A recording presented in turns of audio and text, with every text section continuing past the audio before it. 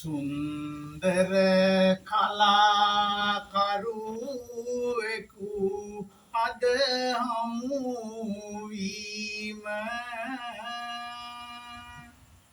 Anton Sugath Welgama මිතු පැමිණීම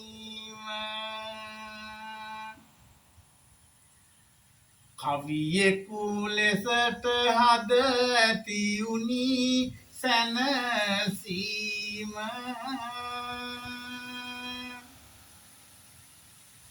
එක් කොට දැත් කරනෙමි ඔබ ඇගීම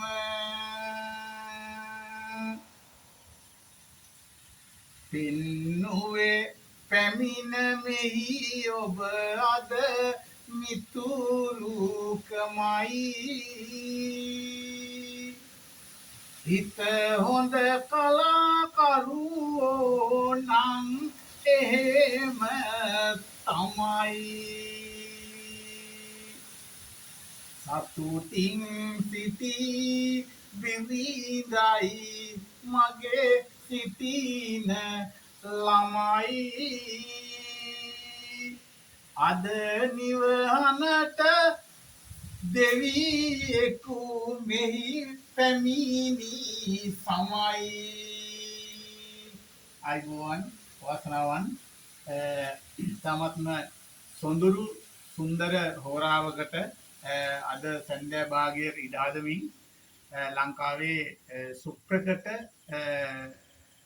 ගීපද රචකයෙක් ඒ වගේම කලා අධ්‍යක්ෂවරයෙක් වන ඇන්ටන් සුගත් වෙල්ගම ශූරීන් ඔබතුමාගේ පැමිණීම මගේ නිවහනට පැමිණීම මහා භාග්‍යයක් හැටියටයි මම සලකන්නේ. ඒ වගේම අපේ ගමටත් ඔබ ගමේ බොහෝ දෙනෙක් දන්නවා ඔබගේ පැමිණීම ඉතාමත්ම ගෞරවයක්. ඔබ ජාතික තම්මන සංස්කෘතික පදනමේ සභාපතිවරයා ඒ වගේම එහි නිර්මාතෘවරයා හැටියට ලංකාවේ ලොව වටා සිටින ශ්‍රී ලාංකිකයින් ඔබ පිළිබඳව මේ ගීත රස විඳින අය දන්නවා. ඒ නිසා මම ඔබතුමාත් එක්ක පුංචි වෙලාවක් ගන්නෙ කතා කරන්න. කොහොමද ඔබ වයස අවුරුදු 16 දී තමයි ඔබ ලංකාවේ විසරද මාල්නි බුලත්සිංහල සූරීන්ගේ මහත්මියට එතුමියගේ අවසාන සංයුක්ත පටියට නම් යෙදුවේ ඔබතුමාගේ මොනාලිසා ගීතේ කොටසක්. ඒ නම තමයි යෙදුවේ. මම හිතන්නේ ඔබගේ පළවෙනිම ගීත රචනය එතන ඒ වගේම මාල්නි බුලත්සිංහල සූරීන්ගේ එහෙම නැත්නම් විසරද මාල්නි බුලත්සිංහල මහත්මියගේ අවසන් ගීත පටයට සංයුක්ත පටයට ඒ නම යෙදුවා. ඒක මහා මම හිතන්නේ ඔබතුමාට රාජ්‍ය සම්මාන ලැබුණ සිද්ධියක් එක. මම කැමතියි ඔබතුමාගේ මේ ගීත රචනයේ ආරම්භය කොයි විදිහටද කියන එක දැනගන්න. ලොකු වටිනාකමකින් මේ අටවිල්ලේ එනිමා ජයවර කෙනෙකු මම පිළිබඳව කතා කරා. ඇත්තටම මේ ඔබේ පිරුණු හොඳ හිතට ඒ සොඳුරු හදවතට අනිකෙක්ව අගයන්න තියෙන වුමනාවට දෙහිම ස්තුතියි. ඔබ සමහර වෙලාවට කවියේදී මම ඔබට දෙවෙනි එක අවංකව කියන්නට ඕනේ. අපිට කවි ලියන්න පුළුවන් නමුත් ඔබට ක්ෂණිකව නිර්මාණය කරලා හිතවන කවියක් ගොතන්නට පුළුවන්. ඒ වගේම ඔබේ හඬ ඉතාම මිහිරි හඬක්. අපි දන්නවා මේ උත්තලම දිසාවේ මේ තඹපන්නේ තම්බැන්නාවේ මහ පොළොවේ පැලවෙච්ච මහා සංස්කෘතියක අක්මුල් ඇති මිනිසෙක් තමයි මේ මාත් එක්කලා ඉන්න මේ දැලන්ත පිටිවන කවියා. උත්තලමේ ලුණු පාලමේ ලුණු සහ පාලමේ සිමෙන්ති ගැන තමයි ගොඩක් අය කතා කරේ. හැබැයි මේ පාලමෙන් හැරිලා මේ අට්ටවිල්ලුව පැත්තට එද්දි මේ අට්ටවිල්ලුව කියන ගම ගොඩක් මිනිස්සු පුද්ගලයාගේ නමක් එක්කලා ඇඳුනා. ඒ තමයි අට්ටවිල්ලුවේ ජයවීර කියන කවියා. මේ ඉන්නේ ඔහු. ඉතින් කවිය කියන්නේ විශ්වයේ රිද්මය තමයි කලාව කියලා කියන්නේ. ඇත්තටම විශ්වයේ රිද්මයට නිර්මාණය වෙච්ච සොඳුරු මිනිස්සු මේ තරම් පිටපස්ස.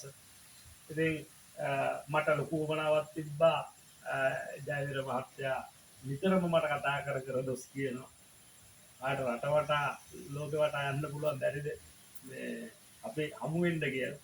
ඉතින් එයා මම හිතන්නේ මේ නිවසට ඔහු මං ගැන එහෙම කතා කළාට මේ රටේ ඉන්න ජාතික තලයේ සියලුම කවි විඳියෝ මේ තැනට ඇවිල්ලා අපේ ජයවීර මහත්තයාගේ අක්කගේ බත් ටිකක් නොකාපු තේ ටිකක් නොබීපු කෙනෙක් නැතුව ඇති. ඉතින් අද එතුමා මගේ තොරතුරු වහපු නිසා මම කියන්නේ ඔව් මගේ පළවෙනි නිර්මාණය විසරද මහනිබුලසිංහ මහත්මියගේ මොනාලිසා තමයි. මම නැවත ඒ දේම සිහිපත් කරන්නේ වෙන දෙයකට නෙවෙයි. ඇන්ටන් සුගත් වෙල්ගම කියලා ගීත රචකයෙක් නෑ විසරද මහනිබුලසිංහ මහත්මිය එදා පුවත්පතකට මාලියපු ඒ නිර්මාණය අරගෙන ඒ අහිංසක නම නොදන්න පොඩි හිරිමල් ඇහුවනෙක් විදිහට මගේ නිර්මාණය එලි දැක්කුවා නිල්වලා ලේබලෙන් ඒකට තනුව දැම්මේ අද අපාර්තමේන්තේ අපේ රටේ හිටිය මේ වටිනාම සංගීත ශ්‍රේෂ්ඨේ ජාතික සම්පතක් වෙච්ච මෑතකදී ජීවිතේ සමුගත් සෙල්ටම් ප්‍රේමරත්න සූරි ඒ තමයි මගේ පළවන ගීතය. එතන තමයි මම දැනගන්නේ මට සින්දු ලියන්න පුළුවන්. ජනමාධ්‍ය මම පිළිබඳව අවධානය යොමු කරන්නේ. එතන ඉඳලා බොහෝ ඉතින් මම ජීවත් වෙන්නේ කලාවට මේ කලාවට ලැබි ඒ සොඳුරු මිනිස්සුන් පෙරිච්ච ප්‍රදේශයක මගේ පාසල හලාවත සාන්ත මරියා මහාවිද්‍යාලය වගේම මම ඉතාම ආදරයෙන් මතක් කරනවා මේ වෙලාවේදී පල්ලම නන්දි මිත්‍ර මධ්‍යම මහාවිද්‍යාලය. ඒ පාසල් වලින් ලැබෙන පන්නරය ඒ ගුරුවරුන්ගෙන් අපිට ලැබිච්ච ආදරණීය සහාය මුල් වෙලා තමයි ඉතින් ඇත්තටම මේ නිර්මාණකරණයේ පළවෙනි අදිතාලම වැටෙන්නේ. ඒ අපිට ලැබිච්ච ඇගයීම, අපේ දිරිමත් කිරීම අදටත් අපිට ලැබිච්ච යෝධ ශක්තිය. එතන ඉඳලා ඉතින් ෆ්ලෑෂ් බෑක් සංගීත කණ්ඩායම, එතකොට සීඩෝ සක්‍රා සංගීත කණ්ඩායම, එතකොට ඉතින් රොට්ටි වර්ණකුල සසිකාන සංසලා මේ නව පරපුරේ විවිධ තරංගාවලි ඔස්සේ ආපු අය. ඉතින් පුංචි බාධාවක් කරනවා. දැන් ඔබතුමා මේ වෙනකොට ගීත කීයක් රචනා කරලා තියෙනවද මේ ලංකාවේ දැනට භාවිතා වෙන? ඔව් දැන් මට රෝහණ වීරසිංහන් සංගීතවත් කරපු බොහෝ නිර්මාණ ආරම්භයේදීම මට කරන්න ලැබුණා. ඉතින් එහෙම ගත්තොත් නිර්මාණ මට මෙපමණයි කියලා මේ මොහොතේ එකවර කියන්න බැරුව ගියා. මගේ නමට හිමිකම් තියෙන බොහෝ නිර්මාණ රසක දායකත්වයක් මට තියෙනවා. මමත් මේ වෙලාවේදී මතක් කරන්න ඕන එක දෙයක් තියෙනවා. මේ නිහඬ සොඳුරු දෙරෙන් පිටපස්ස මේ නිර්මාණ කරුවා කාව්‍ය රචකයෙක් විදිහට ඔහුගේ විශිෂ්ට කෘතියක් එළිදැක් වුණා මීට මං හිතන්නේ වසර 2 වගේ නේද ජයවීර මහත්තයා. ඔව් ඒ වගේම හිතුවේ එතුමාගේ ආදරණීය පාසල් වේදිකේ දියණියක් පොතක් එළිදැක්කුවා. ඉතින් රුපියල් 7 මත බොහෝ දේවල් තීරණය වෙන යුගයක් තුල අපි ගිය කල විමසන කල දිසා බලද්දී අපේ සංස්කෘතියේ සහ කලාවේ අපේම සලකුණක් තියෙන එකක් තමයි මේ හතරපද සමුද්‍ර ഘോഷට විරුද්ධව ලියන ලද සහ කියන හිතිවන කවිය. ඒ හිතිවන කවියේ ඔබ වන්නේ මහදැවැන්තේ විමල රත්න කුමාරගම වැඩි ආදායම් පරිපාලක නිලධාරියෙක් විදිහට ඇවිල්ලා අයියනායක කවි පන්තිය ලියවිච්ච බිමේ ඉඳගෙන ඔබේ කවියක් මට අහද්දි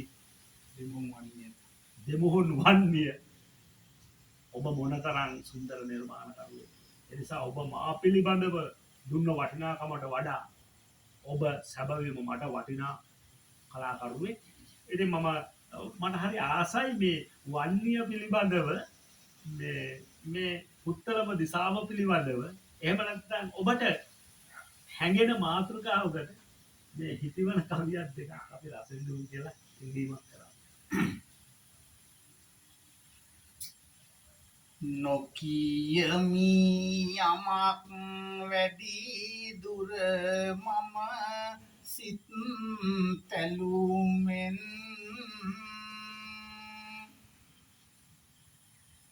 සනසමි රසික කැල කවදත් නෙත් කැලුමෙන් ඔබ මාසල ඇත බැලුවම ගුත් පිලමෙන් හෙළ ජාතියක මුල් ඇරඹුම පුත්තලමෙන් අපි මතු කළා මෙතනදී අද නොයෙක මත කවියට කලාවට එතුලින් හැදුනි සෙත පැමිණුණු එකට දෙමි යලි මම අතට අත එහෙනම් කවිය අපි නවතමු තබමි තිත